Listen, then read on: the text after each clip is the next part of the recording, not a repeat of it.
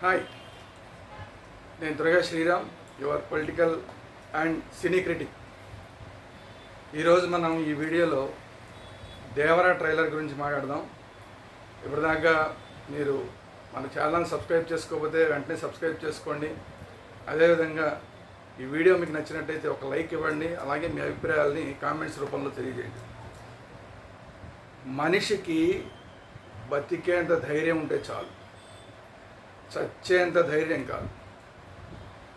కాదు కూడదు అని ఆ ధైర్యాన్ని కూడగడితే దాన్ని చంపే భయాన్ని అవుతా.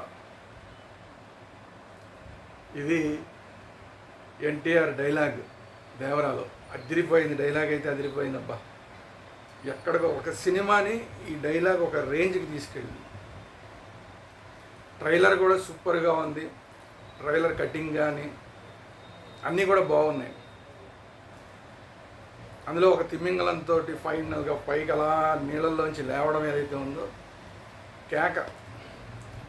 ఆ ఫైట్స్ కోసం చాలా కష్టపడ్డాన్ని ఎన్టీఆర్ చెప్పారు. సో ఇది ఎలా ఉంటుందనేది చూద్దాం.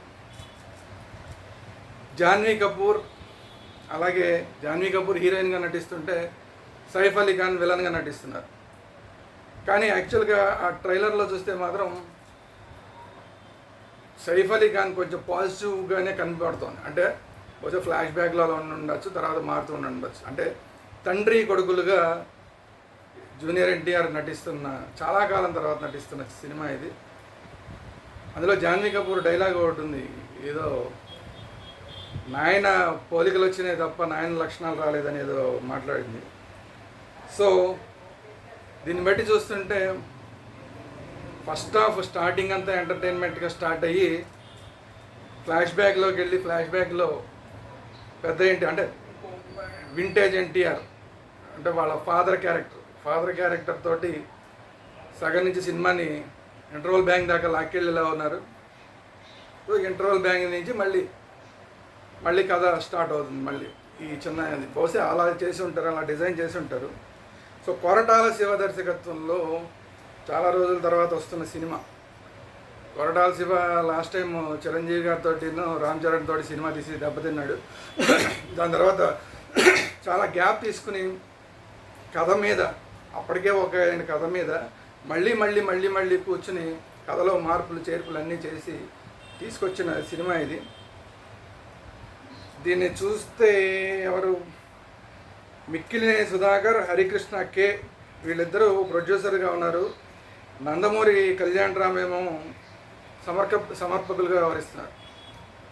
మరి ఈ మధ్యకాలంలో మనం చూస్తున్నాం అన్ని జూనియర్ ఎన్టీఆర్ సినిమాలన్నింటి కూడా కళ్యాణ్ రామ్ సమర్పకులుగానో లేదంటే ఎన్టీఆర్ ఆర్ట్స్ ద్వారానో ఏదో రకంగా కళ్యాణ్ రామ్ ఇన్వాల్వ్మెంట్ అనేది, హరికృష్ణ గారు చనిపోయిన తర్వాత నుంచి కళ్యాణ్ రామ్ ఇన్వాల్వ్మెంట్ బాగా ఎక్కువ ఉంది. వీళ్ళిద్దరు కలిసే ఏ పని చేసినా ఇద్దరు కలిసి చేస్తున్నారు సినిమా ఇండస్ట్రీలో. సో ఆ విధంగా దీన్ని కూడా కళ్యాణ్ రామ్ సమర్పిస్తున్నట్టున్నారు. ఈ నెల 27వ తారీఖు వస్తుంది సినిమా దేవరా పార్ట్ 1. సో 27వ తారీఖు ఎప్పుడు వస్తుందా అని ఇప్పుడు అందరూ ఎదురు చూస్తున్న అంశం. అయితే ట్రైలర్ ఇంత బాగుంటే సాంగ్స్ విషయంలో మాత్రం కొంచెం ఎక్కడో కొడుతుందబ్బా. ఎందుకంటే ఆ music director, Tamil music director, అతను తమిళ్కి సెట్ అవుతాడు కానీ తెలుగుకి పెద్దగా సెట్ కాడు. ఆ తమిళ్లో ఏవో అతను కొట్టే ఒకటే రకం జోన్ని తిప్పి కొడుతుంటాడు. దాన్నే తమిళ వాళ్ళు ఎంజాయ్ చేస్తుంటారు. కానీ అవే తీసుకొచ్చి తెలుగులో కొడదాం, అలా కొడదాం అంటే పెద్దగా వర్కౌట్ అవ్వదేమో అనిపిస్తుంది. ఇంకోటి ఏంటంటే ఒక మాస్ సాంగ్ని రిలీజ్ చేశారు. ఆ మాస్ సాంగ్లో సాంగ్ అంతా డ్యాన్స్ ఉంది, కానీ ఆ డ్యాన్స్ అంతా కూడా ఎక్కడా కూడా జూనియర్ ఎన్టీఆర్ స్థాయికి సరిపోయే డ్యాన్స్ కాదు. ఎప్పుడో జూనియర్ ఎన్టీఆర్ గారుగా ఉన్నప్పుడు చేసిన స్టెప్స్ చాలా సింపుల్ స్టెప్స్, ఇలా ఒకటి అంటే చాలా సింపుల్ స్టెప్స్ని మరి జూనియర్ ఎన్టీఆర్కి ఎందుకు ఇచ్చారో మరి అర్థం కాదు. అంత మాస్ సాంగ్లో మంచి డ్యాన్స్ బీట్లు కానీ పడుంటే ఇంకా బాగుండేది. ఒక మెలోడీ స్లో సాంగ్ ఒకటి ఉంది, అది కూడా అంతంత మాత్రంగానే ఉంది. సరే, ఏదో ఇప్పుడు ప్రస్తుతానికి ఏదో కొంత నడుస్తుంది యూత్లో, కొంత ఎన్టీఆర్ ఫ్యాన్స్లోనూ ఆ సాంగ్ కొంత ట్రెండ్ అవుతుంది, కానీ అవ్వాల్సినంత ట్రెండ్ అవ్వాల. అలాగే 3 సాంగ్స్ రిలీజ్ చేసి 3 సాంగ్స్ కూడా ఒక సూపర్ హిట్ సాంగ్స్ అనే రేంజ్లో లేవు, మళ్ళీ మళ్ళీ మనం పాడుకునేలాగా, లేకపోతే ఈ సాంగ్ కేక పెడుతుంది అనిపించేలాగా లేవు. కాబట్టి ఏంటంటే మ్యూజిక్ డైరెక్టర్ విషయంలో చాలా జాగ్రత్త పడి ఉండవలసింది. మరి ఎందుకని ఆ మ్యూజిక్ డైరెక్టర్ తీసుకున్నారో తెలియదు. ఒకటి, ఆ మాస్ సాంగ్ విషయంలో కూడా డాన్స్ మాస్టరు చాలా సింపుల్ స్టెప్స్ ఇచ్చాడు. చాలా ఎన్టీఆర్ స్థాయికి అసలు ఏమాత్రం తగిన స్టెప్స్ కాదు. ఆ పాట బీట్కి సరిపడా ఇంక మంచి స్టెప్స్ పడి ఉంటే కనుక కేక అయ్యి ఉండేది. ఎనీవే, కానీ ఆ 3 సాంగ్స్ వైపు కొంత తగ్గించి ఒక్కొక్కటి సాంగ్ రిలీజ్ అవుతున్న కొద్దీ ఏంట్రా బాబు దేవరా కోసం ఎంతో వెయిట్ చేసిన వాళ్ళు ఫస్ట్ మెలోడీ సాంగ్ ఇస్తే ఓకేలే ఏంటి పరిస్థితి అనుకున్నారు. మాస్ సాంగ్ ఏమో mass song okay, mass beat బాగుంది అనుకుంటే డాన్స్ చూస్తేనేమో చాలా ఈజీ స్టెప్స్ ఉన్నాయి.